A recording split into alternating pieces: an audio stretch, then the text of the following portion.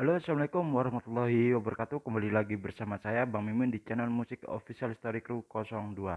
Dan jangan lupa ya, subscribe channel baru Bang Mimin, yaitu Bang Mimin Channel. Linknya ada di deskripsi ya. Kembali lagi bersama saya akan membawakan novel The Story of Yechen bab 4123 sampai bab 4127 ya. Jadi jangan lupa subscribe juga dan like, komen, dan subscribe juga channel baru saya ya. Terima kasih yang sudah subscribe, dan saya harap yang belum subscribe silahkan subscribe ya. Langsung saja ke ceritanya ya, di 4123 ya. Meskipun ketika VIP hari ini tidak berani berharap bahwa mereka akan mendapatkan pil permajaan yang disajikan oleh Yechen untuk berpartisipasi dalam pelelangan kali ini. Tetapi untuk Yechen, karena dia mengundang mereka, bagaimana mereka bisa benar-benar membiarkan mereka pergi dengan sia-sia? Pil permajaan dibagi menjadi 3 bagian. Kakek mendapat setengahnya, Tuan Lai Tua dan Ratu Tua masing-masing mendapatkan seperempatnya. Yang juga merupakan metode distribusi yang lebih masuk akal menurut pendapatnya. Di antara ketiganya, hanya kakek Ye Zhongquan yang belum pernah makan pil permajaan selama ini. Ye Zhongquan tidak terlalu tua. Setengah pil permajaan dapat membuatnya sangatlah meningkat drastis. Selain itu, Ye Chen juga bergandengan tangan jika dia memberi kakeknya satu persatu. Jika ambisi lelaki tua itu ketika dia masih muda bersama, dan dia ingin mendapatkan kembali kendali atas keluarga Ye, itu pasti akan menjadi masalah baginya pada waktu itu. Beri dia setengah pil sekaligus. Biarkan dia makan sumsum dari tahu rasanya. Itu bahasa katanya ya. Dan di masa depan, dia akan memiliki keinginan yang lebih tinggi untuk pil permajaan, dan dia akan dapat bekerja sama lagi lebih banyak dengannya di keluarga Y. Lagi pula, meskipun dia benar-benar telah mengambil alih keluarga Y, sebagian besar ahli waris keluarga Y menarik pinggul mereka, dan banyak hal yang masih mengharuskan lelaki tua itu melakukannya dengan sendirinya. Adapun Lai Qinhua dan Ratu Tua itu sepenuhnya karena kasih sayang manusia. Mereka berdua tidak membantu untuk mempromosikan pil permajaan, dan itu wajar bagi mereka untuk membicarakan perasaan mereka. Ratu Tua takut memiliki terlalu banyak mimpi, jadi dia memakan pil permajaan tanpa ragu-ragu. Dia baru saja bangun dari penyakit kritisnya beberapa waktu lalu dan tubuhnya relatif lemah, jadi dia tidak sabar untuk menggunakan pil permajaan untuk memperbaiki dirinya kedua kalinya. Setelah memasuki pil permajaan itu, benar-benar membuatnya merasa sangatlah nyaman, dan rasa kekuatannya jauh lebih kuat dari sebelumnya. Dan dia tiba-tiba mendapatkan kembali keadaan 4 atau 5 tahun yang lalu. Lai Qinhua awalnya ingin menyimpan pil permajaan ini. Jika itu berguna di masa depan, itu akan menjadi keadaan yang darurat untuk keadaan darurat. Tetapi melihat bahwa Ratu Tua Elisa Ratu Tua telah memakannya, dia terlalu malu untuk meninggalkan pil permajaan dan menyimpannya. Lagi pula, Paman Ye Chen ingin menghabiskan lebih dari 300 miliar untuk mengambil pil permajaan itu. Tetapi Ye Chen tidak menginginkan uang. Aku sangatlah tidak pantas untuk mengambil pil permajaan ini. Jadi dia juga memasukkan seperempat pil permajaan ke mulutnya di depan Ye Chen. Meskipun meminum pil permajaan kali ini tidak terlalu mengejutkan seperti meminum pil utuh terakhir kalinya, itu masih membuatnya jelas merasa bahwa tubuhnya jauh lebih mudah dari detik-detik sebelumnya. Keduanya berterima kasih kepada Ye Chen, dan setelah beberapa kata sopan, Ye Chen mengundang semua orang untuk makan. Makanan ini dinikmati oleh para tamu. Setelah makan, Ye Chen mengirim ketiganya kembali ke gedung administrasi dan berkata kepada Ye Zhongquan, "Kakek, saya punya sesuatu untuk meminta nasihat Anda. Mengapa Anda tidak pergi ke kamar Anda dan mengobrol dengan mereka?" Oke, Ye Zhongquan langsung setuju, dan setelah mengucapkan selamat tinggal kepada dua lainnya, dia membawa Ye Chen ke kamarnya. Kakek dan cucunya duduk berseberangan di sofa, dan Ye Chen bertanya kepadanya, "Kakek, apakah kamu tahu nomor 099 yang dikeluarkan dari pelelangan hari itu?" Ye Zhongquan berkata, "Aku tidak tahu. Ada apa? Kenapa?" Ye Zhongquan sangatlah terkesan oleh orang itu karena pria itu takut 370 miliar segera ditolak dia dengan membuka mulutnya. Namun dia tidak tahu dari mana asal muasal lelaki tua itu.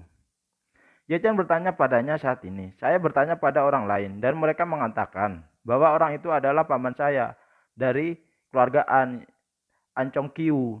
Seorang Chongqiu, ternyata dia. Mata Ye Zhongguan melebar dan dia kaget dan dia tidak pulih dari keterkejutannya untuk sementara waktu. Ye Chen bertanya lagi, kamu tidak mengenalnya kakek? Ye Zhongguan bercibir dan berkata, keluarga kakekmu cukup tidak puas dengan keluarga Ye kami saat itu. Ketika ibumu menikah dengan ayahmu, tidak ada seorang pun yang dari keluarga kakekmu. Aku belum pernah bertemu dengan pamanmu untuk sebelumnya. Hanya beberapa tahun yang lalu, aku bertemu paman kedua kamu, An Kaifing, di puncak di Swedia. Pada saat itu dia berada di atas panggung dan saya berada di antara penonton. Dan saya melihat orang yang sebenarnya dari kejauhan. Kemudian, saya ingin mendekatinya dan mengunjunginya, tetapi dia belum ingin melihat saya dan tidak mau bertemu dengan saya. Ye Chen tersenyum dan berkata, sepertinya keluarga An benar-benar membenci keluarga Ye dengan marga Ye ya kek. Ye Zhongguan mentertawakan dirinya sendiri. Dia tidak memandang rendah kita, tetapi dia mengatakan pada saat itu bahwa di antara orang-orang yang bermarga Ye, dia mengenali Anda. Setelah berbicara, Ye Zhongguan berkata lagi, ngomong-ngomong pamanmu datang untuk berpartisipasi dalam pelelangan dan ingin membawa pil permajaan pergi. Aku tidak tahu untuk siapa pil itu dan dia berencana membelinya. Apakah untuk kakekmu atau nenekmu?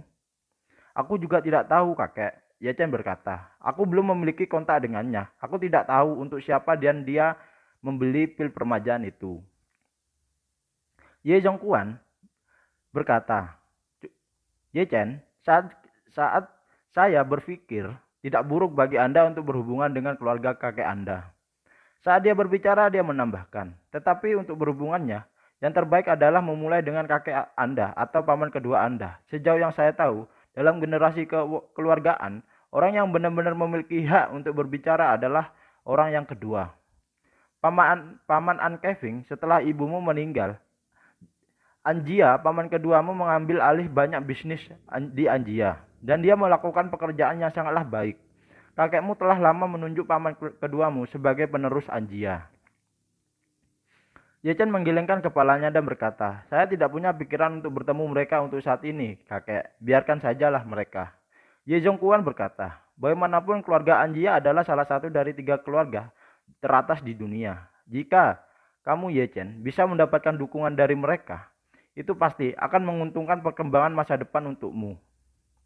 Ye Chen berkata dengan ringannya, jangan katakan bahwa saya tidak berencana untuk mengenali mereka sekarang kakek. Bahkan, jika suatu hari saya melakukannya, saya tidak akan membiarkan mereka mendukung perkembangan saya. Di hadapan kepentingan kasih sayang keluarga mungkin tidak dapat diandalkan. Hal semacam ini tergantung pada orang lain. Orang-orang lebih baik untuk berdiri dengan dirinya sendiri. Setelah itu Ye Chen teringat sesuatu dan berkata, ngomong-ngomong kakek, pamanku masih di istana Buckingham. Kurasa jika dia masih ingin mendapatkan pil permajaan, dia pasti akan menemukan cara untuk menghubungiku. Jika dia menemukanku, jangan beritahu dia tentang aku. Ye Zhongguan mengangguk dan bertanya lagi, bagaimana jika dia meminta saya untuk membantu saya untuk membeli pil permajaan itu? Bagaimana kakekmu harus menjawab?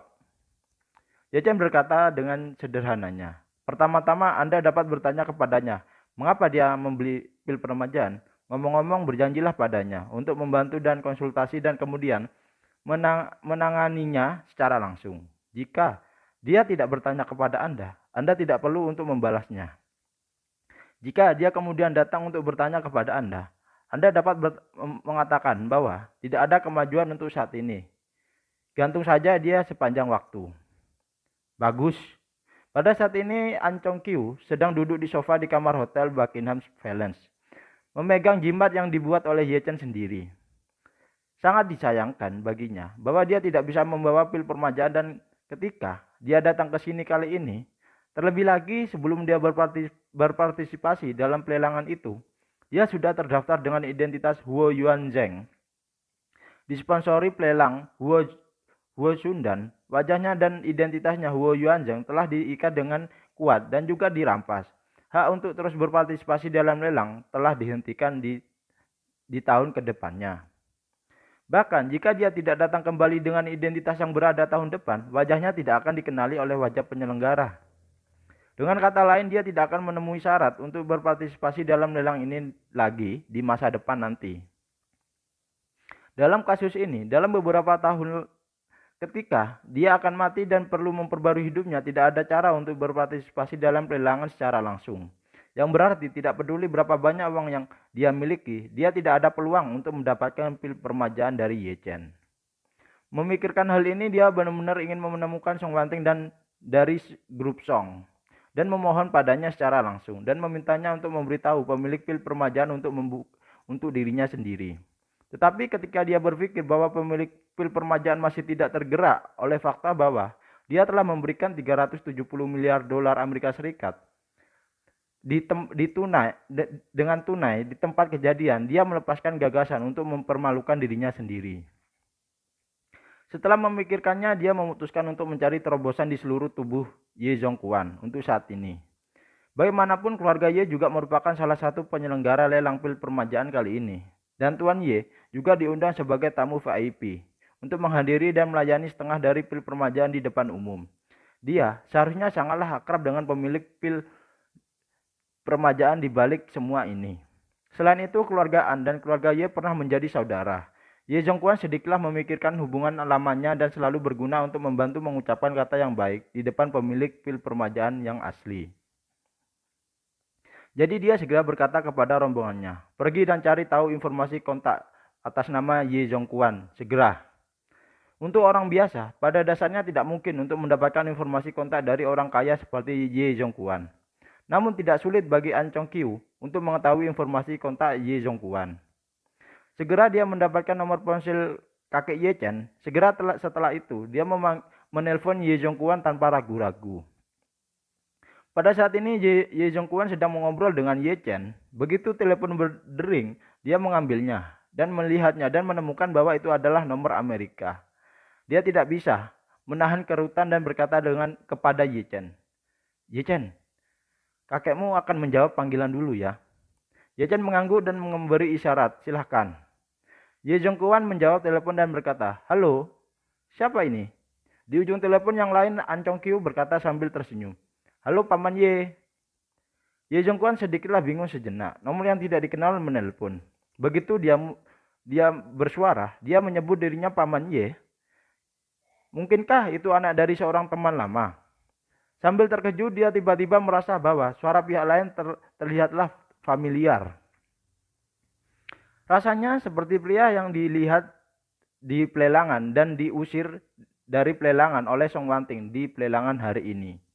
Memikirkan hal ini, dia buru-buru membuat bentuk mulut yang ke Ye Chen dan hanya ada 3 kata dalam bentuk mulut, kode ya. An Chongqiu. Segera dia menyalakan speaker dan bertanya, siapa kamu? An Chongqiu berkata dengan rendah hati, Paman Ye, saya An Chongqiu dan dari keluarga An Jia. An Chengqi adalah saudara perempuan saya.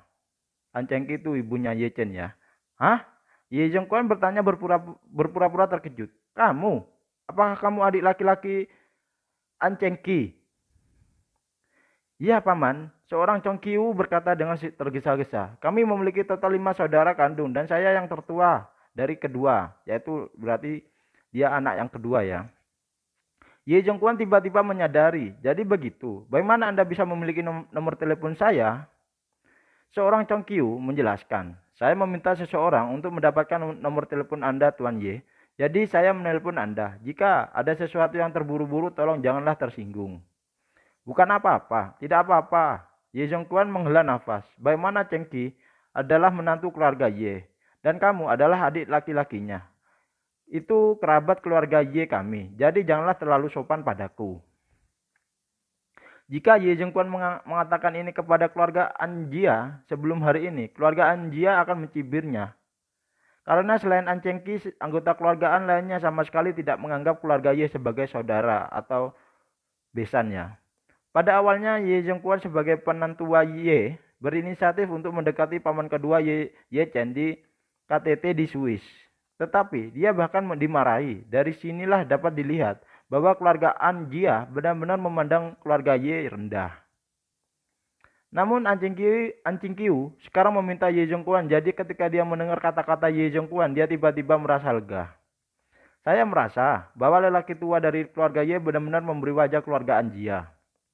Ini juga membuatnya sangatlah santai. Jadi dia berkata di telepon, "Paman Ye, kamu benar. Dua keluarga kita adalah saudara. Tetapi kita belum pernah bertemu selama bertahun-tahun. Dan kami akan memiliki lebih banyak peluang di masa depan untuk kita." Ya. Ye Zhongguan juga rubah tua itu dengan liciknya. Dan tentu saja dia tidak akan kalah dari siapapun soal bersilat lidah ya. Di tempat kejadian, jadi dia berkata dengan sangatlah sopan, "Chongqiu, kamu tiba-tiba menelponku. Pasti ada hal yang sangatlah penting. Kita semua adalah keluarga, bukan? Janganlah terlalu sopan, katakan saja padaku." Seorang Chongqiu berkata sambillah tersenyum, "Paman Ye, benar-benar orang yang ceria dan ramah. Jadi, aku tidak akan sopan padamu." Setelah berbicara, An Chongqiu berkata lagi, "Paman Ye, saya mendengar bahwa keluarga Ye juga berpartisipasi dalam pelelangan pil permajaan di Jinling kali ini. Dan saya juga mendengar bahwa Anda adalah tamu VIP dari pelelangan ini dan Anda mensponsorinya. Apakah itu benar?" Ye Zhongguan berkata sambil tersenyum, "Itu satu-satunya. Ada apa? Apakah kamu juga tertarik dengan pelelangan ini?" Seorang Chongqiu buru-buru berkata, "Paman Ye, sejujurnya saya ingin meminta bantuan Anda dan memperkenalkan pemilik pil itu kepada saya. Saya ingin memintanya untuk membeli secara pribadi. Harganya mudah dikatakan, Anda dapat melihat dengan kenyamanan." Mendengar ini, Ye Zhongguan berkata dengan susah payah, "Oh, Chongqiu, kamu tidak tahu seberapa populer pil permajaan sekarang. Dalam lelang hari ini, seorang bahkan menawarkan harga 370 miliar dolar Amerika Serikat hanya untuk meminta pil permajaan." Seorang Chongqiu merasa sangatlah malu dan buru-buru berkata, "Paman Ye, selama pihak lain mau menjual, uang bukanlah masalah bagi saya. Tetapi saya tidak dapat menghubungi pemilik pil permajaan itu. Jadi, saya ingin bertanya kepada Anda, mohon bantuannya untuk dipertemukan dengan pemilik pil permajaan ini." Ye Zhongguan ingat penjelasan dari Ye Chen dan bertanya dengan rasa ingin tahunya, "Chongqiu, orang-orang yang membeli pil permajaan semuanya adalah pria tua berusia 70-an dan 80-an tahun ke atas. Anda lebih mudah dari mereka, Chongqiu. Sangatlah lebih mudah. Mengapa Anda ingin membeli pil permajaan itu?" Seorang Chongqiu buru-buru berkata, "Paman Ye, aku tidak ingin membeli pil permajaan untuk keperluanku sendiri." Ye Zhongguan buru-buru bertanya, "Lalu buat siapa? Mungkinkah ada yang sakit dengan ayah mertua dan ibu mertuamu?" Seorang Chongqiu tertawa 2 kali dan berkata, Paman Ye, situasi di rumah agaklah istimewa, jadi tidak nyaman untuk mengucapkannya. Mohon maafkan saya." Ye Zhongguan berkata lagi, "Chongqiu, jika ada yang salah dengan ayah mertua atau ibu mertuamu yang lagi sakit, janganlah malu untuk mengatakannya. Sebagai anggota keluarga, bukan?